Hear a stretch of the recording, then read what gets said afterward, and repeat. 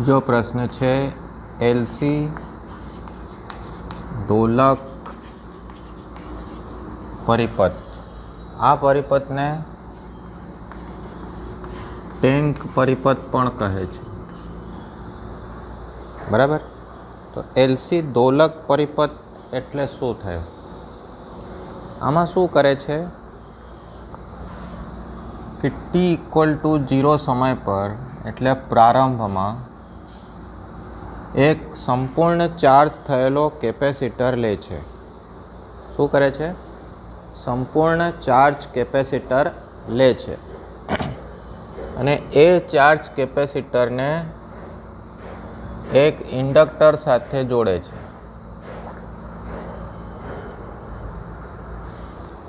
Capacitor छे एटले एने एक प्लेट पर धन विद्युत भार छे एटले एक पण इलेक्ट्रॉन नथी, बधा इलेक्ट्रॉन अहींथी जता रह्या। बराबर। शरूआत में धारो के तमारी पासे एक केपेसिटर छे जे चार्ज थयेलो नथी, धारो के एम छे। बराबर। चार्ज थयेलो नथी। हवे तेने प्लग में नाखी दो, एना 2 वायर केपेसिटरना 2 वायर तमे प्लग में नाखी दो तो शुं थशे? अहींथी इलेक्ट्रॉन अहीं आवशे, एक आव्यो, बीजो आवशे, त्रीजो आवशे, चौथो आवशे। बराबर। तो आ धातुनी प्लेट होय छे बंने, तो इलेक्ट्रॉन आव्या विद्युत प्रवाह लईने, विद्युत भार लईने आव्या। हवे आ इलेक्ट्रॉनना अपाकर्षणना लीधे आ धातुनी प्लेट परना इलेक्ट्रॉन जे छे ते अहीं पॉजिटिव पर जता रहेशे। बराबर। तो अहीं धन विद्युत भार प्रस्थापित थशे। जेटला अहीं इलेक्ट्रॉन है एटलो अहीं धन विद्युत भार है। मित्रों याद राखवानुं, इलेक्ट्रॉन अहींथी अहीं वच्चेना अवकाशमांथी जई शकतो नथी। हवा है, शून्यावकाश है, एटले इलेक्ट्रॉन अहींथी अहीं जई शकतो नथी। पण अहींना इलेक्ट्रॉन आ विद्युत भार इलेक्ट्रॉनना लीधे, अपाकर्षणना लीधे शुं थाय छे? अहीं जता रहे छे। तो आ धन विद्युत भारित थई जाय ने ऋण विद्युत भारित थई जाय। तो धारो कि अहीं प्लस क्यू जेटलो विद्युत भार है ने माइनस क्यू जेटलो विद्युत भार है। तो आपणा आ क्वेश्चन में आपणे टी इक्वल टू 0 समय पर विद्युत भार केटलो लईए छे? तो Q0 जेटलो विद्युत भार लईए छे, याद रखजो। हवे आ चार्ज थयेलो जे छे एनी जोड़े आपणे शुं करी रह्या छे? एक इंडक्टर लगावी दईए छे। इंडक्टर L, आनो केपेसिटेन्स C। तो शुं थशे? हवे बेटरी हटावी दीधी, एनी जग्याए तमे इंडक्टर लगाव्युं तो शुं थशे कि आ जे इलेक्ट्रॉन छे ते आम गति करशे। हवे इलेक्ट्रॉननुं वहन एटले विद्युत प्रवाह रचाशे अने विद्युत प्रवाहना लीधे इंडक्टर एटले सोलेनोइड छे। सोलेनोइडमां शुं थशे? चुंबकीय क्षेत्र उत्पन्न थशे। चुंबकीय क्षेत्र उत्पन्न थशे। तो 1 2 3 4 5 6 7 धारो के 7 इलेक्ट्रॉन है, वारा फरती जशे, एक एक है कीड़ीओनी जेम लाइन में जता रहेशे। तो शुं थशे कि बधा इलेक्ट्रॉन आ प्लेट पर आवी जशे। अहीं इलेक्ट्रॉन न हता, इलेक्ट्रॉननी गैरहाजरी ने प्लस वडे दर्शावेलुं छे। बराबर। तो बधा अहीं शुं थई जशे? प्लस। पछी शुं थशे? बधा इलेक्ट्रॉन अहींथी पाछा आम जशे એટલે વિદ્યુત પ્રવાહની દિશા ઉલટાશે। પછી બધા ફરીથી શું થશે? આ નેગેટિવ થઈ જશે અને આ પોઝિટિવ થઈ જશે। આમ વારાફરતી ચાલ્યા કરે, પણ એક ચક્ર પૂરું થતું નથી। ઇલેક્ટ્રોન જે છે તે આમથી આમ, આમથી આમ વિદ્યુત ભાર જે છે તે શું કરે છે? ઇન્ડક્ટરમાંથી થઈને दोलन करे छे। तेथी आवा परिपथ ने एलसी दोलन परिपथ कहे छे। बराबर। हवे एलसी दोलन परिपथनो विकल समीकरण लईए छे। तो किरचॉफना बीजा नियम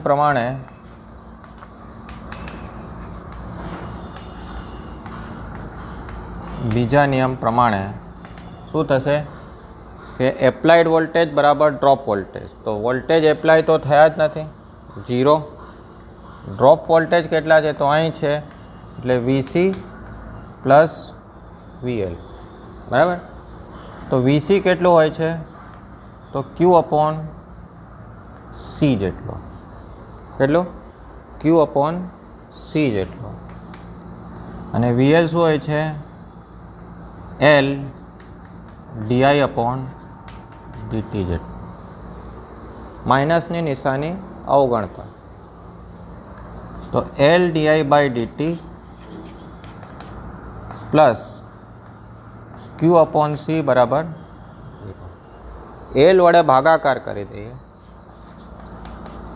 તો di by dt plus q upon lc બરાબર 0. પરંતુ પહેલા પ્રશ્નમાં જોયું એ રીતે આઈ ઇક્વલ ટુ શું હોય છે? તો ડીક્યુ અપોન ડીટી બરાબર.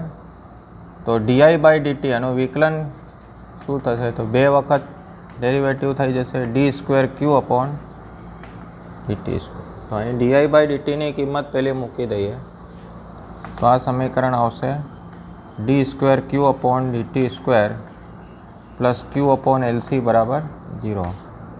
આ એલસી દોલન પરિપથનો વિકલ સમીકરણ છે. હવે આ જે વિકલ સમીકરણ આવ્યું તેનો ઉકેલ મેળવીએ છીએ બરાબર. આ જે વિકલ સમીકરણ આવ્યું તેનો ઉકેલ મેળવીએ છીએ બરાબર.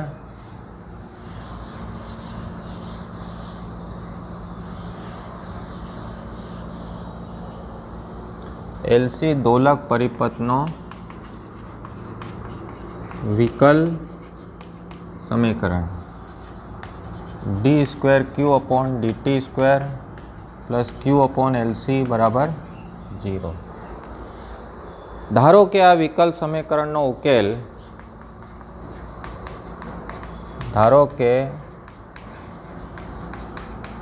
વિકલ સમીકરણ મેં તમને આગળ કીધું એ રીતે કે આ ફિઝિક્સ છે એમાં વિકલ સમીકરણનો ઉકેલ ધારી લેવામાં આવે છે, પરંતુ મેથ્સમાં વિકલ સમીકરણ મેળવવામાં આવે છે બરાબર. તો આમ ધારી લઈએ છીએ કે ક્યુ બરાબર Q0 અથવા QM sine omega t plus phi છે. આવું જ સમીકરણ કેમ ધાર્યું? 11મા ધોરણમાં જતા રહો. D square y upon dt square plus omega square y બરાબર 0 છે. આ સરળ આવર્ત ગતિનો વિકલ સમીકરણ છે. તો વાયની કિંમત શું હોય છે? Y is equal to a sine omega t plus phi. અહીં તમે હમણાં એલસી પરિપથ જોયું, આ એલસી પરિપથ જોયું. એલસી પરિપથમાં વિદ્યુત ભાર શું કરે છે? તો દોલન કરે છે, પરિભ્રમણ કરતો નથી. અહીં કમ્પ્લીટ થઈ જાય ને તો પરિભ્રમણ થાય, દોલન કરે છે. હવે વિદ્યુત ભાર દોલન કરે છે એટલે દોલકનું સમીકરણ આ છે. એ શું છે? મહત્તમ, વાયની મહત્તમ કિંમત. મહત્તમ વિસ્થાપનને કંપ વિસ્તાર કહે છે. એટલે કંપ વિસ્તાર છે તો વાયની મહત્તમ કિંમત છે. એ જ રીતે અહીં વિદ્યુત ભારની મહત્તમ કિંમત છે. અહીં દોલક દોલન કરે છે, અહીં વિદ્યુત ભાર દોલન કરે છે એટલે ક્યુ લીધું. મહત્તમ કિંમત sine omega t plus phi. એ અને ફાઈ શું છે? તો સમીકરણના ઉકેલના અચળાંક છે બરાબર. જ્યાં QM અને ફાઈ વિકલ સમીકરણના, એટલે આ વિકલ સમીકરણના ઉકેલ, આ વિકલ સમીકરણનો આ ઉકેલ અને એ ઉકેલમાં આવતા અચળાંક છે. ઉકેલમાં આવતા અચળાંકો છે. હવે આ ઉકેલમાં આવતા અચળાંક જે છે એની કિંમત શોધીએ કે એની કિંમત કેટલી છે બરાબર. તો એના માટે કિંમત શોધવા માટે હંમેશા કન્ડિશન આપવામાં આવે. તો આપણને કન્ડિશન પણ ખબર છે. શું ખબર છે? કે મેં હમણાં તમને આગળ વાત કરી હતી કે યાદ રાખજો. તો ટી ઇક્વલ ટુ 0 સમયે વિદ્યુત ભાર કેટલું લીધું હતું? Q0 લીધું હતું બરાબર. એટલે આપણે Qની કિંમત Q0 મૂકી દઈએ તો Q0 equal to QM sine ટીની કિંમત 0 મૂકો તો ફાઈ બરાબર છે. હવે એકથી ક્યુ બરાબર શું છે, Q M sine omega t plus phi, બરાબર. આનો વિકલન કરી દો, d Q by dt. Q M અચળ, સાઇનનો વિકલન cos omega t plus phi into omega. D Q by dt એટલે શું છે, I Q M omega cos omega t plus phi. પરંતુ જબ તમે જુઓ કે ટી ઇક્વલ ટુ 0 સમય પર, 0 સમય એટલે સ્ટોપવોચ ચાલુ જ નથી કરી.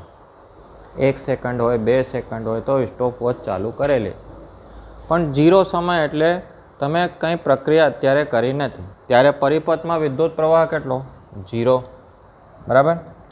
તો ટી ઇક્વલ ટુ 0 સમયે આઈ બરાબર 0. હવે આઈની કિંમત શું છે, Q M omega cos omega t plus phi બરાબર 0. હવે ટીની કિંમત પણ શું છે, 0 છે, એટલે ક્યુ એમ ઓમેગા કોસ ફાઈ બરાબર 0. તો આ ક્યુ એમ ઓમેગા 0ની છેદમાં જશે એટલે 0 થઈ જશે. તો કોસ ફાઈ બરાબર 0. કોસની કિંમત 0 ક્યારે આવે, તો પાઈ બાય 2 પર આવે. તો એક અચળાંકની કિંમત મળી ગઈ. આ એક અચળાંકની કિંમત આમાં મૂકીએ તો બીજા અચળાંકની કિંમત મળશે sine pi by, sine pi by 2 કેટલો થાય, 1 થાય, બરાબર. તો Q0 બરાબર Q. આ બીજા અચળાંકની કિંમત મળી ગઈ. બંને અચળાંકની કિંમત એકમાં મૂકી દઈએ તો Q બરાબર Q0 sine omega t plus phi by 2, બરાબર. QMની કિંમત મૂકી અને ફાઈની કિંમત મૂકી. હવે sine pi by 2 plus theta cos theta, આ સમીકરણનો શું મળ્યો, ઉકેલ મળી ગયો, બરાબર. સમીકરણનો શું મળી ગયો, ઉકેલ.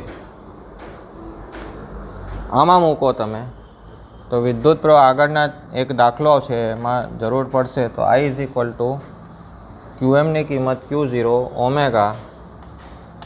Omega cos omega t plus, તો cos pi by 2 plus theta minus sine pi by 2 થશે ઓમેગા સાઇન થીટા, બરાબર. વિદ્યુત પ્રવાહ, સમય જતાં વિદ્યુત પ્રવાહ શું થાય છે, માઇનસ એટલે ઘટે છે, બરાબર છે. તો આ તો મેં એક્સ્ટ્રા તમને બતાવ્યું કે આગળ જરૂર પડશે. આ અહીં સુધી એનો પ્રશ્નનો જવાબ છે. ઓકે, બીજો એક પ્રશ્ન લઈએ છીએ, બહુ મહત્વનો પ્રશ્ન છે.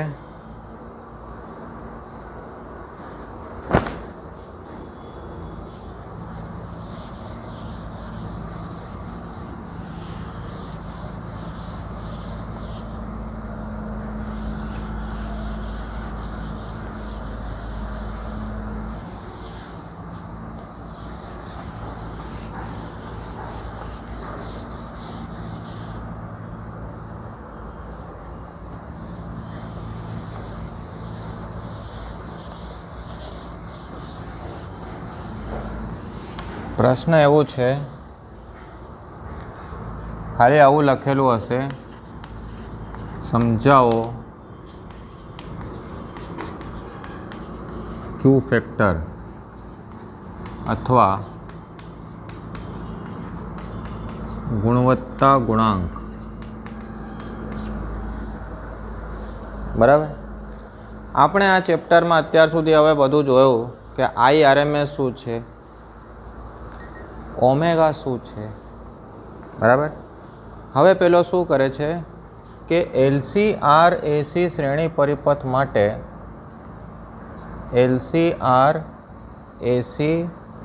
શ્રેણી પરિપથ માટે IRMS વિરુદ્ધ ઓમેગાનો આલેખ દોરે છે. IRMS વિરુદ્ધ ઓમેગાનો આલેખ દોરે છે. તો એ આલેખ જે છે તે એને આવું મળે છે, બરાબર.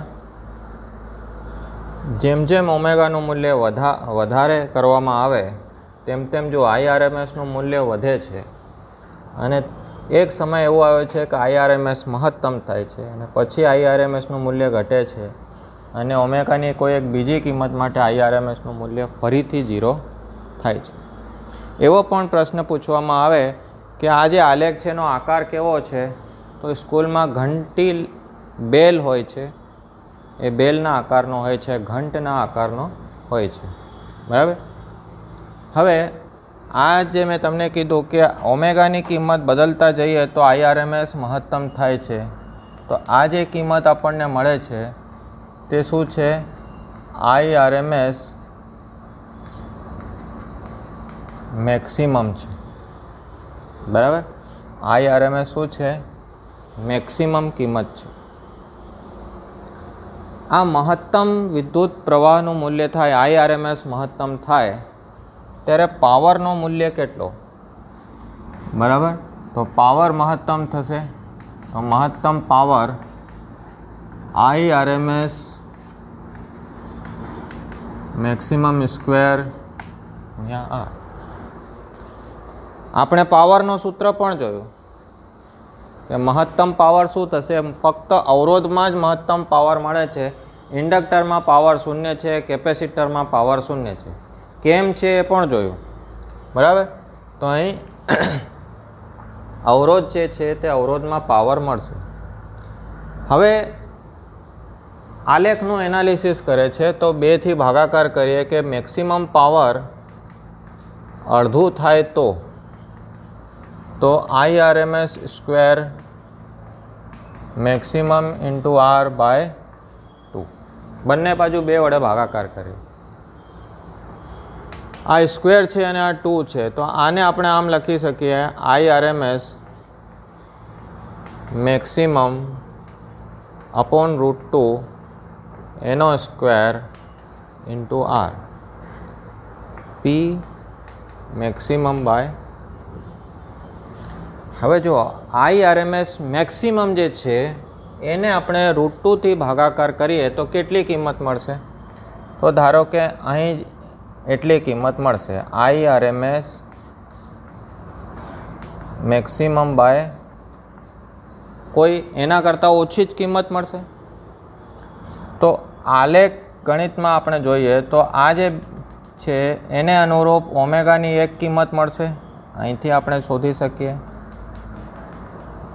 પછી આગળ જઈએ તો ઓમેગાની બીજી કિંમત મળશે.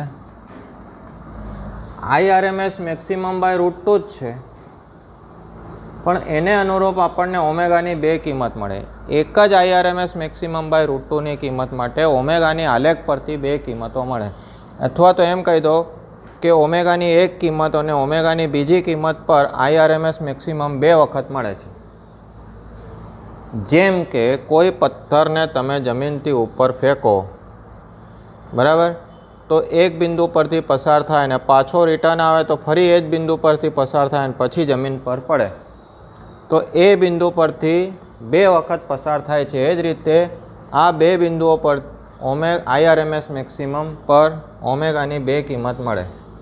આ ઓમેગાની 2 કિંમતોનું જે તફાવત છે ડેલ્ટા ઓમેગા કહેવાય. ડેલ્ટા ઓમેગા શું છે?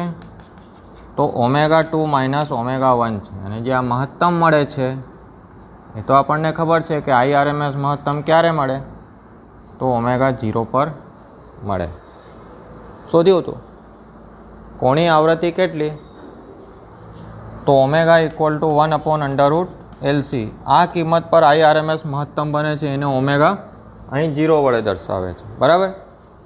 અથવા ઓમેગા વડે દર્શાવી દો તો આ ઓમેગા થયો. ઓકે, સંકેતનો કોઈ મહત્ત્વ નથી, થિયરીનો મહત્ત્વ છે, પ્રશ્નનો મહત્ત્વ છે, કન્સેપ્ટનો મહત્ત્વ છે. હવે આ ઘટના ક્યારે થઈ? ડેલ્ટા ઓમેગા ક્યારે મળ્યું? જ્યારે આઈઆરએમએસ બાય મેક્સિમમ બાય √2 થયું. આઈઆરએમએસ મેક્સિમમ બાય √2 થયું તો પાવર શું થયું? અડધું, બરાબર. એટલે એને કહે છે half power band width. Half power તો ખબર પડી કે હાફ પાવર પર આ કિંમત લીધી છે. બેન્ડ એટલે પટ્ટો, આને શું કહેવાય? એક બેન્ડ કહેવાય, પટ્ટો. વિડ્થ પહોળાઈ, આ જે પટ્ટો છે એની પહોળાઈ, અને હાફ પાવર બેન્ડ વિડ્થ કહે છે. આપણે આલેખ પરથી સ્પષ્ટ છે કે જો ડેલ્ટા ઓમેગાની કિંમત ઘટતી જાય, જો આટલી છે એના કરતાં હજુ ઘટે તો આ શાર્પનેસ શું થશે? વધતી જશે. તમે પેન્સિલ લો તો શરૂઆતમાં પેન્સિલ આમ હોય છે, પછી એને શાર્પનરથી ઘસો તો આ જે બે ખૂણાઓ છે એ ઓછા થતા જાય છે, જુઓ, બરાબર? તો શું થશે? અહીં શાર્પનેસ મળશે, તીક્ષ્ણતા મળશે. આમાં તીક્ષ્ણતા નથી. જ્યારે આને ઘસો, સાઈડમાંથી ઘસતા થાઓ એટલે આ ડિસ્ટન્સ ઓછું થતું જાય છે, બરાબર? અને પછી આપણને શાર્પનેસ મળે છે, તીક્ષ્ણતા મળે છે. એટલે પેલો એમ કે છે કે આ જે વક્ર છે એને અનુનાદ વક્ર કહેવાય. શું કહેવાય? અનુનાદ વક્ર. અનુનાદ વક્રની તીવ્રતા ક્યુ ફેક્ટર વડે દર્શાવવામાં આવે, ક્યુ ગુણાંક વડે દર્શાવવામાં આવે, બરાબર? તો આપણને હવે ખબર પડે કે ડેલ્ટા ઓમેગા છેદમાં જ આવવું જોઈએ. કેમ? કારણ કે ડેલ્ટા ઓમેગા ઘટે, છેદમાં કિંમત ઘટે તો સામેની કિંમત વધે. અને ક્યુ શું છે? તીક્ષ્ણતા છે. શું છે? તીક્ષ્ણતા છે. તો તીક્ષ્ણતા ક્યારે વધશે? જ્યારે ડેલ્ટા ઓમેગા ઘટશે. હવે આ ભાગાકાર કરીએ એટલે ઉપર ભૌતિક રાશિ ઓમેગા જ આવી જોઈએ, તો જ આ બે કેન્સલ થાય. તો ક્યુ જે છે તે એકમ રહિત છે. શું છે? એકમ રહિત ભૌતિક રાશિ છે. હવે ઓમેગાની કિંમત આપણને ખબર છે 1/√LC, બરાબર? અને ડેલ્ટા ઓમેગાની કિંમત ગણતરી પરથી R/L આવે.